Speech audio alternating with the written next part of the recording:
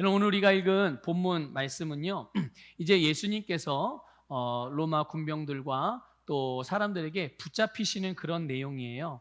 예수님이 제자들에게 이제 말씀을 가르치셨잖아요. 다 이제 말씀을 어느 정도 다 가르치시고, 또 말씀을 가르치신 것뿐만 아니라 예수님께서 중보기도를 하세요. 제자들을 위해서도 중보기도하시고, 또 이 땅의 모든 사람들을 위해서, 또 앞으로 태어나게 될 모든 사람들을 위해서, 그러니까 주님이 다시 오시기까지 있을 사람들을 위해서, 온 세상을 위해서 그렇게 중보기도를 다 하셨거든요. 그런 다음에 제자들과 같이 기드론 시내 건너편에 한 동산으로 들어가시게 됩니다. 그게 이제 오늘 말씀의 배경인 거예요. 내용의 배경. 근데 여기는 처음 오신 건 아니고요. 예수님이 제자들하고 종종 들렸던 곳이에요. 그래서 누구도 예수님의 제자라면 여기에 대해서 다 알고 있었어요. 그러니까 예수님을 은삼시에 팔아넘긴 배신자, 그 가룟 유다도 여기를 당연히 알고 있었죠. 그래서 가룟 유다는 이 당시에는 예수님과 함께 있지 않았고요. 예수님을 잡으러 오기 위한 그런 사람들을 데리고 오기 위해서 다른 곳에 있었어요. 그러다가 이제 가룟 유다가 그들을 데리고 예수님이 어디에 계신지를 알고서 그 제자들과 함께 어디에 있겠다는 걸 알기 때문에 이곳으로 그들을 데리고 왔죠. 자, 그러면 이제 우리는 다 알기 때문에 뭐 물어보는 게 의미가 뭐 크게 없지만 그래도 물어보겠습니다. 이 다음에 이제 무슨 일이 벌어질까요? 가룟 유다가 로마 군병들과 또 성전 경비병들을 다 데리고 이제 예수님을 왔어요. 왜 왔죠? 예수님을 잡으러 막 칼도 가지고 오고 뭐 여러 가지 무기를 가지고 이제 왔단 말이에요. 자, 이 다음에 벌어질 일, 어떤 일이 벌어질까요? 이제 예수님이 잡혀가는 일만 남은 거죠. 잡혀가면 어떻게 돼요?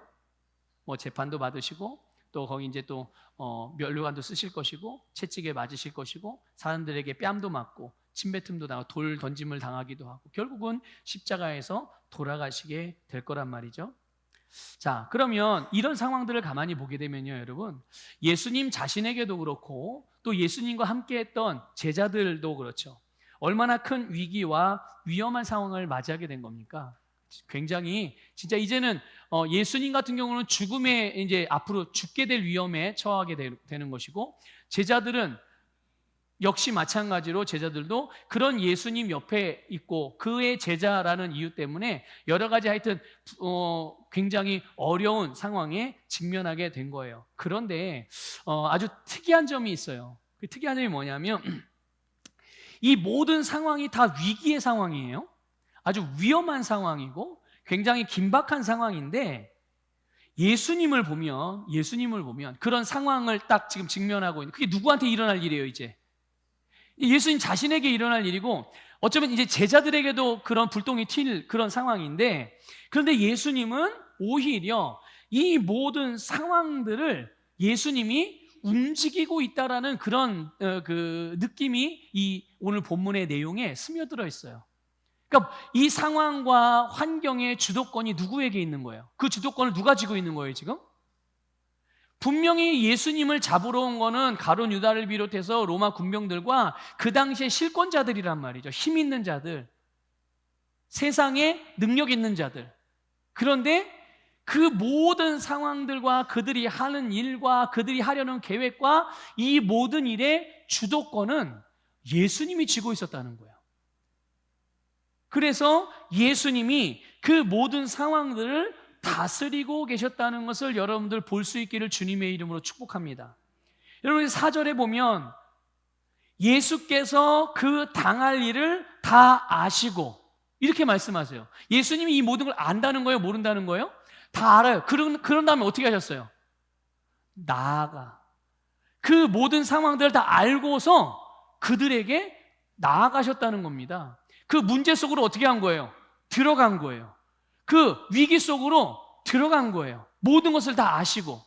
보통 여러분 문제와 위기나 어려운 상황들을 만나면 어떻게 하는 게 일반입니까? 어떻게 하는 게 일반적이에요? 피하든지 도망가든지. 예? 그게 보통 일반적인데 예수님은 그걸 다 몰랐으면 모를까. 몰랐으면 하다가 당할 수도 있잖아요. 그런데 예수님은 이 모든 상황들을 다 알고 있었는데 그럼에도 불구하고 그 안으로 들어가셨다는 거예요. 예수님을 위협하고 잡아서 결박하고 끌고 가려는 그 사람들에게 아주 담대하게, 그리고 아주 담백하게, 그리고 아주 정확하게 그들 앞으로 뚜벅 걸어가서 누구를 찾느냐? 예수님 몰라서 물어보신 거겠어요? 누구를 찾느냐? 예수를 찾는다. 그가 나다. 니들이 찾는 사람이 바로 나다. 이렇게 예수님이 말씀을 하시면서 자기를 그들에게 드러내셨어요. 너희들이 찾는 예수가 바로 나다. 이렇게 말씀을 하시죠. 여러분, 이 위기와 위험과 또 문제 앞에서 예수님께서는 그것을 외면하거나 피하지 않고 그 앞으로 나아가서 그것을 직면하셨다는 것을 여러분 기억하십시오. 예수님이니까 그럴 수 있었죠? 아니요. 예수님이었기 때문에 그럴 수 있었던 게 아니라요. 그게 마땅한 그리스도인의, 그러니까 예수님의 마땅한 삶의 태도였던 거예요. 마찬가지로 그리스도인도 마찬가지죠. 근데 여기 중요한 거 하나를 좀 말씀드리고 싶어요. 그게 뭐냐 하면 예수님께서 이 땅에 있으시면서 지금 이제 오늘은 우리가 예수님이 잡혀가는 그 내용들을 지금 그 사건을 지금 보고 있으니까 그걸로 말씀을 드리면 예수님이 직면한 이 모든 상황, 그것이 문제가 됐든 위기가 됐든 아니면 좋은 일이 됐든 기쁘고 행복한 일이 됐든 어떤 일이든 간에 자신이 행하시는 일, 자기가 살아가는 삶이 하나님의 뜻과 자기를 향한 하나님의 부르심, 그 사명과 연결되어 있다는 것을 예수님은 정확히 알고 있었어요. 여러분 이것이 여러분 혹시 이해가 되십니까? 여러분 이것을 믿으실 수 있으시겠습니까? 믿으시기를 주님의 이름으로 축복합니다. 그러니까 여러분 보세요. 여러분이 그리스도인으로서 살아가는 모든 삶이 하나님의 뜻과 하나님께서 여러분을 부르신 여러분을 향한 부르심, 여러분이 주신 사명과 여러분의 삶이 이어져 있고 연결되어 있다는 걸 여러분 혹시 알고 계시나요? 예수님이 바로 그걸 알고 계셨다는 얘기예요.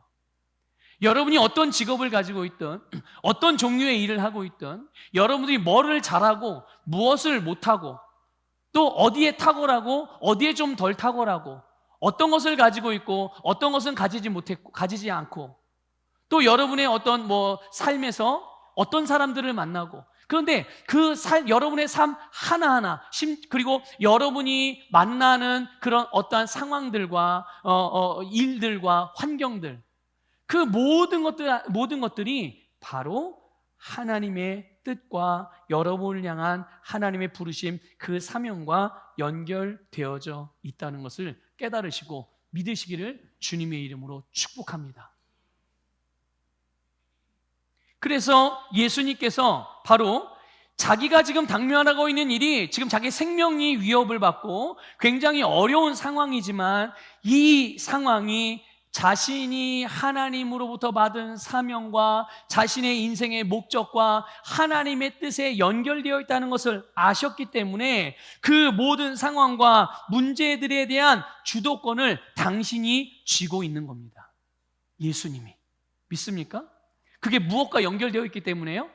하나님의 뜻과 연결되어 있기 때문에 여러분의 인생이 여러분의 삶이 하나님의 뜻과 연결되어져 있기 때문에 여러분이 만나는 상황들이나 여러분이 겪는 일들 그 모든 것들에 대한 주도권을 여러분이 확보하시기를 주님의 이름으로 축복합니다. 만일 여러분의 인생과 여러분의 삶이 하나님의 뜻과 상관이 없다면 상관없어요. 그럼 여러분 마음대로 사십시오. 하지만 여러분의 인생이 하나님의 뜻과 분명히 연결되어 있다는 것을 알고 믿는다면 절대로 여러분의 인생의 주도권을 그 어떤 것에게 내어주지 않고 여러분 스스로가 주님의 능력으로 여러분의 삶을 주관해 나가시기를 주님의 이름으로 축복합니다. 다스리시라는 말씀이죠. 여러분 예수님이 자신을 잡으러 온 사람들에게 내가 그니라 이렇게 말씀을 하셨어요. 내가 그니라 자신을 정확하게 밝혔죠. 여러분 바로 이렇게 하신 말씀에서 우리는 우리가 그리스도인으로서 이 세상가는 이 세상에서 또 우리가 만나는 여러 가지 상황들에서 또는 위기나 문제들에서 모든 면에서 이런 우리의 삶에 대해 어떻게 해야 되는지를 배울 수가 있어요. 여러분, 우리가 그리스도인인 우리가 우리의 삶을 살면서 겪는 어려운 상황들이 있을 수 있어요. 위기가 올 수 있죠. 문제들이 있을 수 있어요. 그리고 우리는 꼭 문제나 위기가 아니더라도 그냥 우리가 살아가는 삶에는 여러 가지 일들이 일어납니다. 그런데 여러분, 이 모든 것들이 하나님의 뜻, 우리의 사명과 연결되어 있다는 걸 절대로 잊어버리지 마십시오. 절대로 잊어버리지 마세요. 심지어 누군가가 나에게 손가락질을 하고 나를 비난한다고 하더라도 그 상황에서 그 일 자체가 하나님의 뜻과 연결되어 있는 건 아니에요. 그 일 자체가. 그런데 그것을 대하고 다스리고 그것들을 다루는 일의 결과가 바로 하나님의 뜻과 연결이 되어져 있습니다. 여러분의 반응이, 그 일을 직면하는 여러분 자신이 하나님의 뜻과 연결되어져 있기 때문에 우리의 반응이 예수님과 같은 반응으로서 여러분의 삶을 다스리며 살아갈 수 있기를 주님의 이름으로 축복합니다. 그래서 여러분, 종종 자주 말씀을 드리잖아요. 여러분, 영적인 게 과연 뭡니까? 영적인 게. 우리 그리스도인들 맨날 영적 이렇게 말하잖아요. 영적인 게 뭐냐? 물론 기도 많이 하는 것도 영적인 겁니다. 예배를 아름답게 드리는 것도 영적인 겁니다. 방언으로 말하는 것도 영적인 거예요. 또 신비한 하나님 보여주시는 계시라든지 환상을 보는 것도 치유를 하는 것도 전도를 하는 것도 다 영적인 일이죠. 그런데 그런 것만이 아니라 우리가 그리스도인으로서 이 세상에서 하나님의 뜻과 우리의 사명 가운데 살아가는 그 삶 자체가 영적이라는 것을 깨달으시기를 축복합니다. 아까 말씀드린 것처럼 여러분의 인생과 여러분의 삶에서 겪는 모든 일들이 하나님의 뜻과 연결되어 있다는 말은 여러분의 삶 자체가 영적인 것이라는 거예요. 그러니까 삶이 영적인 거기 때문에 그 삶에서 만나는 상황들과 환경들과 여러 가지 일들을 우리가 어떻게 대해야 되겠어요? 그렇죠. 영적으로 대해야죠. 그럼 영적으로 대하는 게 뭡니까? 가장 근본적으로 말씀을 드리면 하나님의 말씀이 성경 말씀대로 대하는 겁니다. 믿습니까? 그리고 이 말씀을 따라서 우리가 하나님의 도우심을 구하고 인도를 받기 위해서 어떻게 해요? 기도하잖아요. 기도를 통해서 주님과 교제하고, 기도를 통해서 주님의 도움을 받고, 기도를 통해서 주님의 인도를 받고. 그러니까 우리는 말씀과 기도를 통해서 우리가 살아가는 이 영적인 삶을 영적으로 대하고 영적으로 다스려 간다는 것을 깨달으시기를 주님의 이름으로 축복합니다. 그래서 우리는 우리의 모든 삶의 순간순간마다 주님의 뜻과 우리의 사명을 따라서 생각하고 말하고 반응하고 행해야 될 줄 믿습니다. 여러분, 지금 이게 예수님께 벌어지고 있는 이 위기와 문제들의 상황의 본질을 좀 살펴보세요. 여러분도 마찬가지예요. 그러니까 여러분들도 어떤 문제와 어려움을 겪잖아요. 그런 어려움을 겪을 때 그 어려움을 겪는 일이 당장은 되게 크게 느껴지거든요. 힘들게 느껴지기 때문에 그 너머를 잘 생각을 못해요.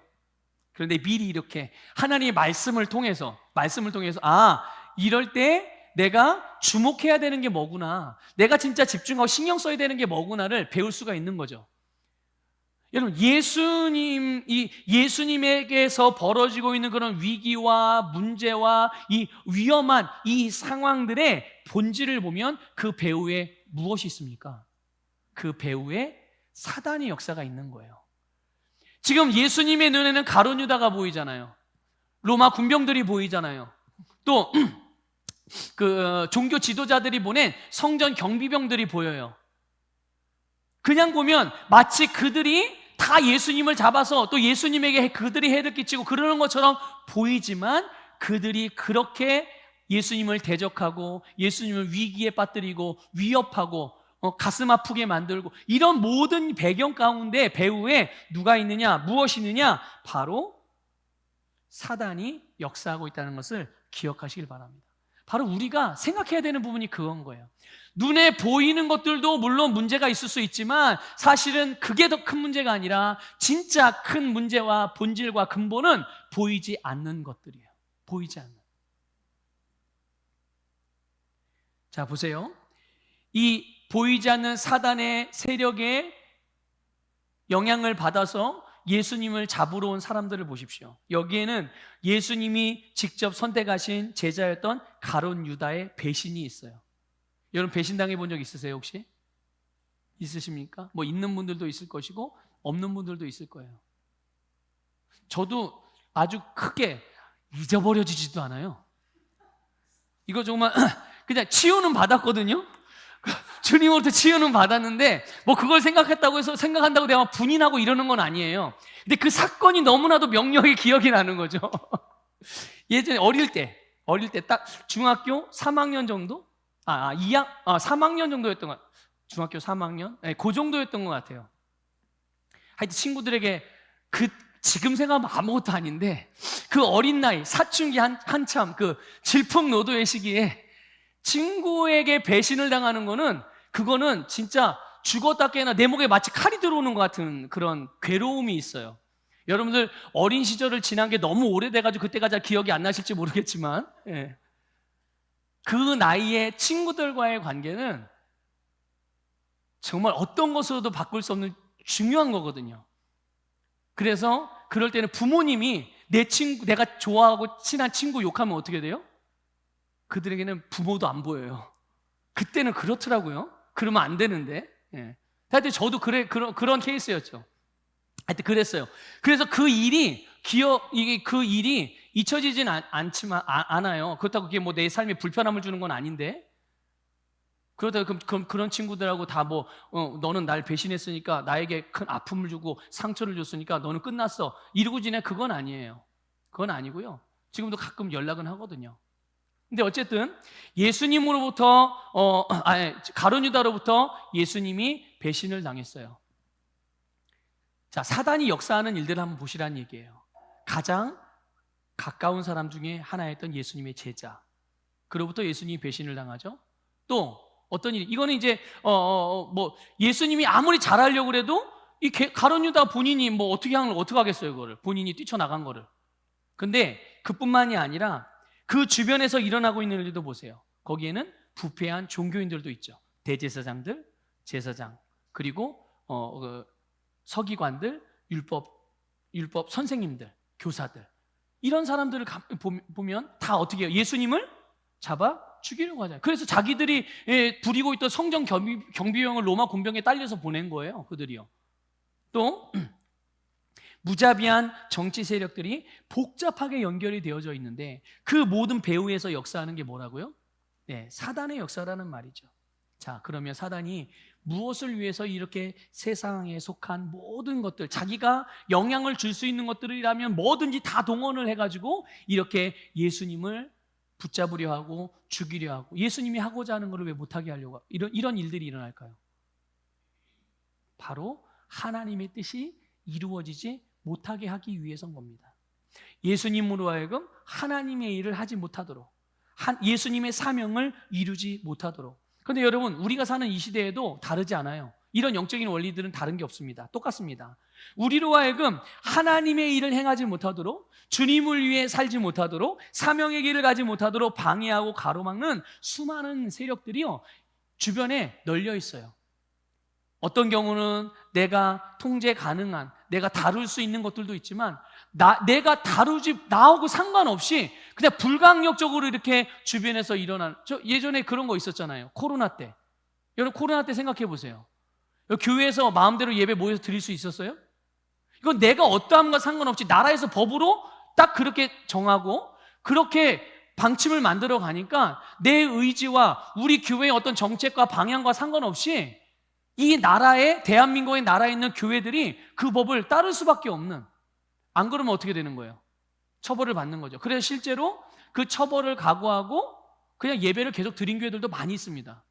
여전히 그럼에도 불구하고 나는 교회 성전에 가서, 나는 예배당에 가서 예배를 드리겠다. 그리고 나서 예배당으로 오는 성도들도 있어요. 목사님은 오지 말라는데, 오히려 목사님은 오지 마세요. 집에서 예배드려요. 온라인으로 실시간 중계할게요. 하는데도 아니에요. 목사님 무슨 말이십니까? 목사님 방송하세요. 나는 성전에 가서, 예배당에 가서 예배 드리겠습니다. 이런 성도들도 굉장히 많았어요. 자, 보세요. 이런 여러 가지 이런 모든 것들 배후에서 사단이 무엇을 위해서 이런 일들을 만들어 갑니까? 하나님의 뜻이 이루어지지 못하도록 하기 위해서예요. 여러분, 그때 우리는 이 여러 가지 사단이 사용하는 도구들, 그 통로들에 속지 말고 그것에 겁먹지 마시기를 주님의 이름으로 권면을 드립니다. 여러분 기억하시고 믿으십시오. 여러분 안에 계신 예수님, 어디에 계신 예수님이요? 여러분 안에 계신 예수님이에요. 여러분이 영접하고, 여러분이 구원자라고 고백하고, 여러분이 의지하고, 여러분이 믿고, 여러분이 주님이라고, 여러분이 왕이라고 부르는 그 예수님이 어떤 분입니까? 그 예수님이 모든 어둠의 세력과 주님의 일, 우리의 사명의 길을 방해하는 모든 것들에 대하여 승리하신 주님이십니다. 그분이 저와 여러분 안에 계십니다. 모든 그리스도인들 안에 계십니다. 그러므로 이 세상에서 또는 여러분의 주변에서 일어나는 여러 가지 일들로 인하여 여러분 두려워하지 마시고, 걱정하지 마시고, 낙심이나 절망하지 마시고, 여러분 담대하게 맞서시기를 주님의 이름으로 축복합니다. 예수님께서 말씀하십니다. 내가 그니라. 예수님을 잡으러 온 사람에게 이렇게 표현하세요. 그런데 여러분, 이거는요, 단순히 예수님을 찾으러 온 사람들이 예수님의 얼굴을 모르니까 내가 그 사람이다라고 어떤 정보를 주기 위한 단순한 그런 내용이 아니, 그 이상의 의미가 있죠. 그들은 예수님이 어떤 분인지 알아요, 몰라요? 모르죠. 예수님을 잡으러 온 사람들은 사실 가룟 유다도 예수님을 잘 모르는 거예요. 제자이지만. 예수님이 어떤 분인지 정확하게 안다면 어떻게 예수님을 은삼시에 팔 수가 있겠어요? 모르니까 그러는 거거든요. 예수님이 어떤 분인지 잘 모르니까. 예수님을 따라다니긴 했어도. 그들은 예수님이 어떤 분인지 몰라요. 그저 예수님에 대해 알고 있는 거라고는 뭐냐? 자기들의 윗사람이 잡아오라고 명령했으니까, 그렇죠? 잡아오라고 명령했으니까 그냥 한 종교 지도자구나, 아니면 유대 종교 질서를 혼란시키는 좀 사회 질서를 문란하게 만드는 그런 사람 정도? 이런 정도로 알고 이제 예수님을 잡으러 온 거예요. 그런데 예수님이 내가 그니라 이렇게 말씀하셨을 때, 그 내가 그니라라고 하는 이 5글자, 우리나라 이제 번역된 우리말로 말한다면 내가 그니라라고 말씀하신 이 표현 안에 하나님은 당신의 신성을 담아서 말씀하신 거예요. 뭐를 담았다고요? 신성. 예수님은 완벽한 인간이셨을 뿐만 아니라 완벽한 하나님이셨다는 것을 믿으시기를 축복합니다. 이 둘 중에 하나를 부인하면 이단인 거예요, 여러분. 예수님 완벽한 하나님이시며 완벽한 인간이시라는 것을 깨달으시기를 축복합니다. 그래서 이 내가 그니라, 별거 아닌 것 같은 말이라고 생각이 될지 몰라도 그 안에 모든 것을 다스리는 왕으로서 자신을 나타내신 거거든요. 그래서 예수님께서 자신을 내가 그니라 이렇게 말씀하셨을 때 예수님의 신적인 능력이 나타난 거예요. 어떻게 됐습니까? 예수님이 그렇게 말씀하셨을 때 예수님을 잡으러 왔던 사람들이 뒷걸음질 치며 다 쓰러졌어요. 이거 엎드려서 예수님을 경배한 게 아니에요. 그 신성의 능력 앞에서 무너진 겁니다. 다 쓰러진 거예요. 그 거룩한 신성 앞에 설 수 없을 만큼 강력한 무게감 때문에 그들이 그냥 이렇게 서 있을 수가 없었던 거예요. 여러분, 예수님의 이 표현은 사실 구약에서 하나님이 자신을 나타내실 때도 쓰셨던 표현과 똑같습니다. 하나님이 당신을 이스라엘 백성들에게 나타내실 때도, 하나님의 백성들에게, 그게 출애굽기 3장 14절이거든요. 거기에 뭐라고 말씀하시냐, 이렇게 말씀하셨어요.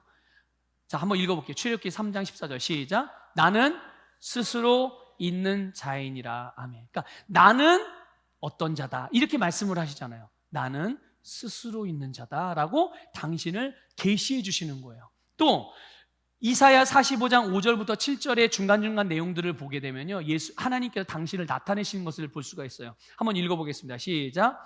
나는 여호와라. 나 외에 다른 이가 없나니. 나는 여호와라. 다른 이가 없느니라. 나는 여호와라. 이 모든 일을 행하는 자니라. 아멘. 보세요. 예수님께서 하나님의 아들로서 만물을 창조하신 창조주, 전능자, 다스리는 왕으로서 이 모든 상황과 위기와 문제에 대하여 주도권을 가지고 다스리고 있다는 것을 깨달으시기를 주님의 이름으로 축복합니다. 예수님이 이것을 놓치지 않았던 거예요. 불안함 때문에, 걱정 때문에, 부정적인 감정들 때문에, 열받는 것 때문에, 이런 것 때문에 이 예수님의 상황과 환경과 삶에 대한 주도권들을 놓치지 않고 오히려 그것들을 다스리면서 그것들을 정복해가는, 그러면서 하나님의 뜻을 하나하나 이루어가기 위하여 그곳으로 점점 나아가시는 그런 예수님의 모습을 우리가 발견할 수가 있는 겁니다. 여러분, 우리의 삶에서 겪을 수 있는 다양한 상황들이 있어요. 특히 우리가 주님의 말씀을 따라서 살고 또 주님께 주신 사명을 따르고 봉사의 직분을 감당하면서 주님의 뜻을 이루는 일, 이런 일들을 우리가 행하고 그런 삶을 살아갈 때 사단은 절대로 우리를 자유롭게 그냥 내버려 두지 않습니다. 그래, 너희들 마음대로 하나님 뜻을 이루어라, 이러고 그냥 가만히 내두지 않는다고요. 세상에 속한 모든 것들을 동원해서 우리의 삶을 방해해요. 그런데 반드시 기억하십시오. 그리고 믿으시기를 축복합니다. 무엇을요? 어떤 어려움과 위기와 위협과 도전이 와도 절대로 부활하신 예수님, 모든 어둠의 권세와 사단을 정복하신 예수 그리스도를 이길 수가 없다는 것입니다. 그런데 그분은 저 멀리 한 기도를 40일 작정해야 오실 수 있는 그런 분이 아니고요. 그분은 항상 여러분 안에 거하십니다. 믿습니까? 이걸 꼭 믿으시기를 축복합니다. 그리고 여러분의 등을 그분께 기대세요. 여러분의 등을 그분께 기대시길 바랍니다. 여러분이 그분을 지고 가려고 하지 마시고, 여러분이 예수님을 끌고 가려고 하지 마시고 그분께 기대십시오. 기대도 괜찮아요, 여러분. 주님이 오히려 그걸 원하시거든요. 기대라니까 어디 성전 벽에다 기대고 있으라는 얘기가 아니고 주님을 의지해서 맡기시라는 얘기예요. 맡기면 주님이 담당해 주십니다. 아니, 이미 담당하셨죠. 이미 담당하셨지만 내가 그것을 믿고 믿음으로 실제로 맡겨드릴 때 우리는 예수 안에서 자유함을 맛볼 수가 있게 되는 줄 믿으시기를 축복합니다.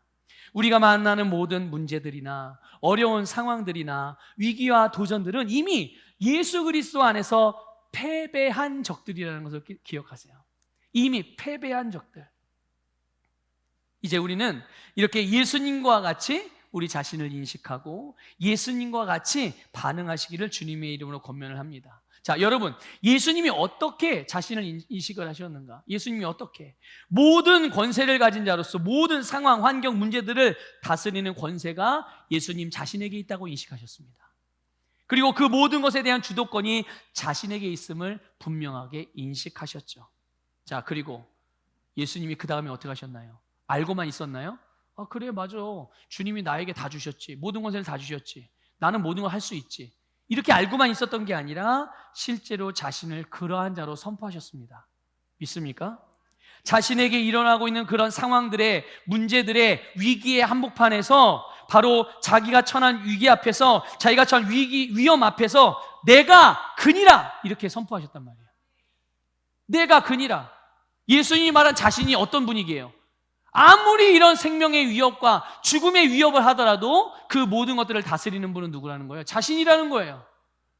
너희들도 내 허락이 없으면 나에게 올 수 없어. 이거를 예수님이 말씀하고 있는 거예요. 여러분, 하나님께서 우리에게 예수 그리스도를 믿음으로 말미암아 하나님의 자녀라는 권세를 주셨습니다. 하나님의 자녀만이 행할 수 있고 누릴 수 있고 살아갈 수 있는 그런 권세를 주셨습니다. 여러분, 자녀의 권세가 어떤 내용들입니까? 자녀의 권세는 하나님의 유산, 하나님의 유업을 상속받을 수 있는 권세입니다. 그리고 자녀의 권세는 왕과 같이 다스리는 권세입니다. 자녀의 권세는 예수 그리스도의 이름을 사용하는 권세입니다. 우리는 우리의 인생의 주도권을 다른 것에게 넘길 수도 있어요. 그리고 반대로 내가 그것을 행사할 수도 있습니다. 자, 다시 말씀드릴게요. 여러분이 가지고 있는 여러분의 인생에 대한 주도권을 여러분들은 다른 것들에게 맡길 수도 있어요. 그래서 그것들이 해주는 대로 내 인생의 결과를 얻을 수가 있겠죠. 반대로 그 주도권을 내가 행사할 수도 있습니다. 자, 여러분 어떻게 하시겠습니까? 혹시라도 여러분의 부정적인 감정에 여러분의 인생의 주도권을 맡기시겠습니까? 그 감정에다가? 아니면 지금 내가 직면하고 있는 어떤 재정적인 문제에다가 여러분들의 인생을 맡겨서 그 재정적인 문제가 상황들이 어떻게 되든 그렇게 가서 뭐 재정적으로 폭망하면 내 인생도 폭망하는 거고, 어떻게 하다가 이런 저런 도움을 받아서 그 재정적인 문제를 극복이 되어지면 그 상황이 좋은 상황이 되면 나도 그런 좋은 상황에 맞는 사람이 되는, 이런 식으로 우리의 인생을 다른 것들에 인생의 주도권을 맡기시겠습니까? 아니면 나는 내 인생을 내가 만들어 가겠다라고 하나님이 우리에게 주신 권세를 가지고 그 권세를 여러분들이 취하여 여러분의 인생을 여러분들이 다루시겠습니까? 1번이에요, 2번이에요? 예, 당연히 2번이죠. 여러분, 오늘 우리가 여러 가지 문제들과 여러 가지 상황들 앞에서 취해야 될 반응이 무엇이겠습니까? 여러분, 나는 그리스도인이다 선언하십시오. 나는 그리스도인이다 선언하십시오. 예수님이 그랬잖아요. 내가 그니라. 내가 그니라. 너희들이 찾는 그 사람이 나다. 여러분이 만나는 모든 위기와 또 문제와 상황과 또 어떤 일과 어떤 사람들과 모든 그런 여러분의 삶에서 여러분이 무엇을 직면하고 무엇을 만나고 어떤 도전들을 받든지 여러분 자신이 나는 그리스도인이라고 선언하십시오. 예수님의 이름으로 말하고, 예수님의 이름으로 선택하고, 예수님의 이름으로 결정하고, 예수님의 이름으로 행동하시기를 주님의 이름으로 축복합니다. 여기에 여러분, 바로 여러분이 그렇게 할 때 눈에는 당장 보이진 않아요. 우리 시각으로는 보이지 않지만 눈에는 보이지 않는 놀라운 일이 일어납니다. 여러분 6절 한번 볼게요. 6절 다시 한번 읽겠습니다. 시작. 예수께서 그들에게 내가 그니라 하실 때 그들이 물러가서 땅에 엎드러지는지라. 아멘. 예수님을 잡으러 왔던 사람들에게 예수님이 말씀을 하셨어요. 내가 그니라 이렇게 말했을 때 사람들이 뒤로 물러가서 다 쓰러졌단 말이에요. 여러분, 예수님을 잡으러 온 사람들이 자기들의 계획이 있었어요. 그리고 그 계획대로 행하고 있어요. 그런데 그 계획과 그들이 행하고자 하는 그런 일들을 완전히 할 수 없는 그런 상태가 되어져 버린 거예요. 언제요? 예수님이 내가 그니다라고 당신에게 있는 권세와 능력을 가지고 자신의 삶과 지금 자기의 주변에 벌어지고 있는 일에 대한 주도권을 행사하실 때 거기에 영적인 세계 속에서 그 일을 회방하는 것들이 무력화된다는 것을 깨달으시기를 주님의 이름으로 축복합니다. 이것이 곧 예수님을 대적하는, 하나님의 말씀을 반대하는, 주님의 일을 하지 못하게 만들어가는 그런 세력에 대한 권세가 무력화되는 모습인 것을 기억하십시오. 여러분, 대적자들과 그 배후에서 역사하는 세력이 힘을 잃고 쓰러지는 일들, 이것이 우리가 예수 그리스도를 믿을 때, 그 믿음으로 예수님의 이름을 말할 때, 그분의 말씀을 말하고 행할 때 보이지 않지만 여러분의 영적인 영역 안에서 일어나는 영적인 실제들입니다. 예수님에게만 일어나는 것이 아니라 여러분에게도. 그러니까 생각해 보세요. 만일 누군가 나에게 막 불같이 화를 내요. 그럼 여러분 보통 어떻게 반응하세요? 불같이 화를 내면 누군가가 나에게 어떻게 합니까? 저도 목요일 날 교역자 회의가 있어가지고요, 식당을 갔어요. 이제 식사하러 목사님들하고 사모님들하고 그러니까 뭐 맛집이 다 유명한 집이었던 것 같아요. 차가 주차를 하려고 엄청 기다리고 있는 거예요. 그리고 옆에 다른 가게인데 이게 같은 공간을 쓰는 데예요. 바로 다른 가게 앞에 자리가 있길래 제가 앞에 이렇게 다른 차들이 몇 대가 줄 서 있는데 내 바로 옆에 자리가 있어서 거기다 대려고 이렇게 차를 밀어 넣었어요. 그러니까 제가 운전한 건 아니고 제가 저를 데리고 이제 간 목사님 보고 이제 일로 대시죠? 이래가지고 제가 안내를 하고 여기를 이제 내려서 이렇게 보면서 차를 댔어요. 그랬더니 그 식당에 주차하는 아저씨가 오셔서 거기다 대면 안 돼요. 다짜고짜 막 소리를 고래고래 지르는 거예요. 그래서 순간 얼마나 더웠어요? 얼마나 갑자기 짜증이 확 올라오는 거예요. 그래서 저도 뭐 큰 소리 칠 수는 없고 큰 소리 칠 수 없고 사실을 말하는데 그 말하는 이 표현 안에 가시가 이게 들어 있었죠. 그래서 아저씨, 그럼 차를 어디다 대야 돼? 그러니까 이게 제 생각에는 그랬거든요. 차를 여기다 대지 말라고 그랬어요, 그분이. 아, 이거 안 되면 뭐 대지 말라면 안 되면 되지. 근데 어디다가 대야 되는지를 알려줘야 될 거 아니에요, 그러면. 그래서 그분에게 그랬죠. 아저씨, 지금 여기 식당에 온 손님인데 어디 대지 말라고만 얘기하지 말고 어디다 대야 되는지를 말해줘야 될 거 아니냐. 무조건 대지 말라고만 하고 기다리라고만 있으면 어떻게 되는 거냐고 그렇게 막 얘기를 했더니 좀 무안해 하더라고요, 그분이. 감사해요. 왜냐하면 그분이 만약에 그래도 막 이랬다면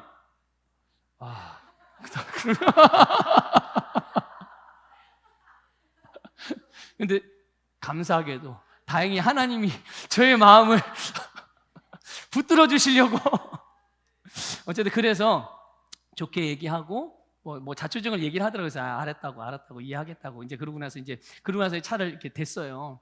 어쨌든 그런 상황이 됐을 때 오늘 예수님과 같은 그런 상황과 같이 그런 예수님이 반응하신 것처럼 그 자리에서 여러분 우리가 마땅히 반응해야 될 반응은 나는 그리스도인입니다예요. 나는 그리스도인입니다.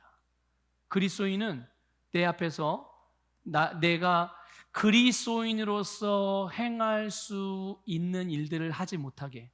당연히 그런 상황에서 그러니까 저 같은 저의 예를 들었는데 제가 그 자리에서 반응해야 될 마땅한 반응은 어떤 것이어야겠습니까? 목사이기 전에 그리스도인이잖아요. 그렇죠? 그분의 고충을 이해하고 얼마나 힘들겠어요. 그 땡볕에 그냥 모자 하나 쓰고 그냥 주차봉 들고서 계속 밖에서 이렇게 주차하는데 그분이 그렇게 말했다고 하더라도 내가 똑같이 그렇게 가시돋친 말로 표현하는 게 아니라 정중하게 그러면 어디다 대야 될까요? 라고 물어봤었어야 되는 게 저의 바른 태도였겠죠. 바른 반응이었겠죠. 그런데 제가 그렇게 하지 못했다니까요. 예. 그러니까 우리가 순간순간 이런 것들이 우리의 일상생활에서 너무 근데 생각해 보세요. 여러분 교회에서 예배 드릴 때 하나님 앞에서 그렇게 반응하십니까? 그래요? 여러분 기도할 때 하나님께 막 분내고 화내요? 그러지 않거든요. 그러니까 우리가 기도하고 예배하고 찬양하고 뭔가 봉사하고 이럴 때는 잘합니다. 그런데 실제로 우리의 삶에서는 이런 부분들을 자꾸만 놓치게 되는 경우들이 많은 거예요. 근데 늘 표현하는 거지만 우리는 예배당 안에서도 그리스도인입니다. 여러분 집에 가도 그리스도인이에요. 여러분 목사님 앞에서만 그리스도인이 아니에요. 여러분의 아내, 남편, 자녀, 부모, 형제, 친구들, 동료, 지인, 이웃들 앞에서도 여러분은 여전히 그리스도인이에요. 그래서 여러분의 모든 삶에서 여러분이 누구인지, 여러분 안에 누가 계신지, 또 여러분 안에 계신 분이 여러분에게 어떤 능력으로 역사하고 계신지를 늘 인식하고 항상 모든 삶에서 모든 일들 앞에서 모든 도전들 앞에서 나는 그리스도인입니다 라는 그런 여러분의 정체를 밝히고 여러분의 정체에 맞는 그런 반응과 그런 삶으로 여러분의 삶을 승리의 삶으로 만들어 가시면서 여러분의 삶을 다스려 가시기를 주님의 이름으로 축복합니다.